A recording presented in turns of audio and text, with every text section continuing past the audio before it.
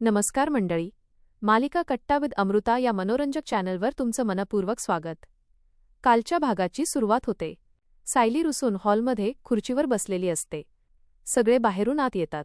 अर्जुन तिच्याशी बोलण्याचा प्रयत्न करतो. तो म्हणतो, बायको, मी काय म्हणतो, पण सायली त्याच्याकडे अजिबात लक्ष देत नाही. सायली मनात म्हणते, आता बरोबर एक जण माझा रुसवा काढायला येतील, पण आता मी पण कोणाचंही ऐकणार नाही. तेवढ्यात प्रतापराव 4 पावलं पुढे येतात. त्यांना पाहून सायली आनंदाने म्हणते, बाबा आले. पण प्रतापराव तिच्याजवळ न थांबता टेबलजवळ जातात आणि पाणी पितात. कल्पना म्हणते, आहो खोलीत चला, आणि त्यांना घेऊन जाते. त्यानंतर सुमन म्हणते, मी गेस्टरूममध्ये आहे, आणि तीही निघून जाते. असं करत एक जण तिथून निघून जातो.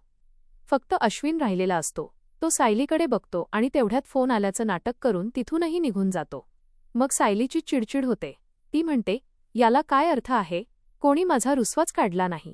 ठीक आहे, तुमच्या सगळ्यांचं काय चाललंय ते मला सांगायचं नाही ना? ठीक आहे, मी पण हट्टी आहे. तुमचं काय चाललंय ते मी बरोबर शोधून काढेन. इकडे जेलमध्ये प्रिया तन्वी असल्याचं नाटक केल्यावर मिळालेलं सुभेदार आणि किल्लेदारांचं प्रेम आठवत असते. प्रिया म्हणते, तन्वी किती महत्वाची आहे हे मी स्वतः अनुभवले, आणि सायली तर आता सुखाच्या राशीत लोळत असेल. किल्लेदार तर तिला सोन्याने मडवेल, आणि मी इथे अडकले. ती रडत बसलेली असते. तेवढ्यात कॉन्स्टेबल तिच्यासाठी जेवण घेऊन येते.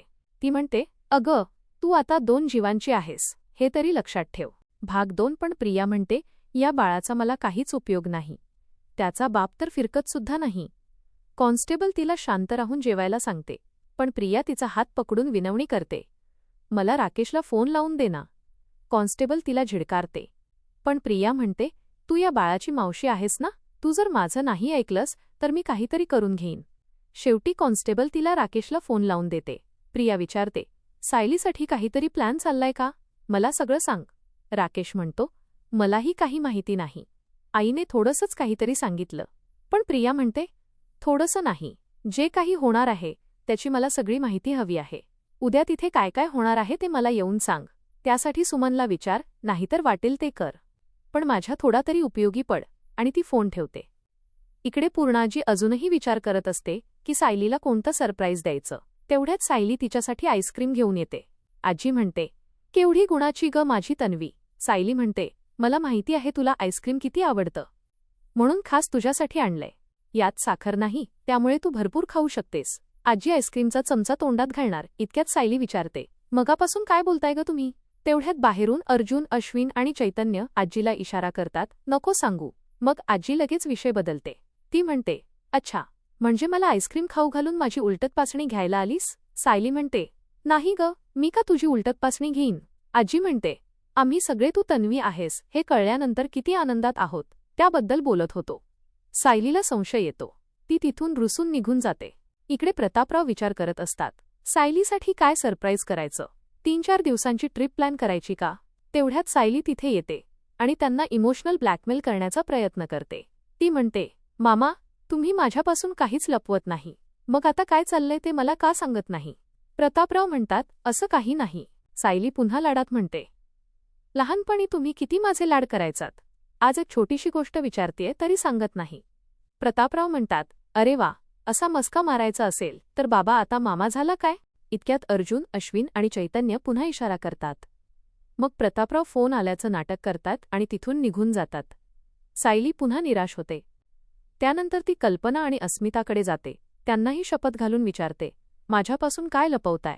पण खिडकीतून पुन्हा अर्जुन, अश्विन आणि चैतन्य त्यांनाही न सांगण्याचा इशारा करतात. मग अस्मिता खोटं सांगते, आम्ही उद्याच्या मेनूचं प्लॅनिंग करत होतो. सायली वैतागून अंगणात जाते. ती म्हणते, कोणीच मला काही सांगत नाही. थोडा वेळ नाही दिसले ना की आपोआप येतील मला सांगायला. तेवढ्यात अर्जुन येतो. मग पुन्हा सगळे एकत्र जमतात. अर्जुन म्हणतो, आता मला तिचा रुसवा काढावा लागणार. सुमन म्हणते, आता काय करायचं? अर्जुन म्हणतो, आपण सायलीच्या दृष्टिकोनातून विचार करायला हवा. तिला सगळ्यात जास्त काय आवडतं? कल्पना म्हणते, तिला प्रेम हवं असतं. आजी म्हणते, तिच्या हातचं आपण पोटभर जेवलो तरी ती आनंदी होते. अर्जुन म्हणतो, सायलीला मोठी मोठी गिफ्ट आवडत नाहीत, तिला तिची माणसं आजूबाजूला हवी असतात. सगळे एकत्र असले की ती खूप आनंदी होते. त्यामुळे आपण तिच्यासाठी तसंच काहीतरी सेलिब्रेशन करूया. सगळ्यांना ही कल्पना आवडते आणि ते तयारीला लागतात. तेवढ्यात सायली पुन्हा येते आणि म्हणते, हे सगळं काय चाललंय?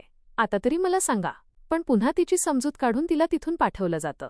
रात्री पुन्हा सगळे हॉलमध्ये जमतात. सरप्राईजची तयारी पूर्ण झाल्याची खात्री करून घेतात. उद्या येणाऱ्या पाहुण्यांची व्यवस्था, मंदिरात जाण्याचा प्लॅन आणि बाकीच्या सगळ्या तयारीबद्दल चर्चा होते. अश्विन म्हणतो, उद्या सकाळी धमाल, आणि सगळे एकाच आवाजात आनंदाने हसतात. इकडे जेलमध्ये प्रिया जेवणाचं ताट हातात घेऊन बसलेली असते.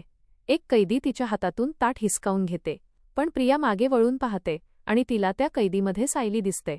ती संतापाने तिच्यावर धावून जाते, तिला भिंतीवर आपटते आणि गळा दाबू लागते. ती ओरडते, तू मला तन्वी बनू दिलं नाहीस, मीही तुला तन्वी बनू देणार नाही, तुला मारून टाकेन. तेवढ्यात कॉन्स्टेबल येऊन दोघींना वेगळं करतात. इकडे सायली अजूनही विचार करत असते, माझ्यापासून नेमकं काय लपवत आहेत. तेवढ्यात अर्जुन खोलीत येतो.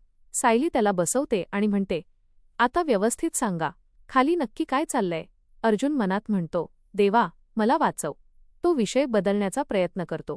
कधी सायली तन्वीचा विषय काढतो तर कधी इमोशनल ब्लॅकमेल करतो. पण सायली लगेच म्हणते, तुम्ही कितीही विषयांतर केलं तरी माझा प्रश्न तोच आहे, खाली काय चाललंय ते मला आत्ताच्या आत्ता सांगा. अर्जुन शेवटी म्हणतो, खरंच काही नाही, प्रॉमिस. मग सायली रागाने म्हणते, जर आता खरं सांगितलं नाही तर मी तुमच्याशी बोलणारच नाही.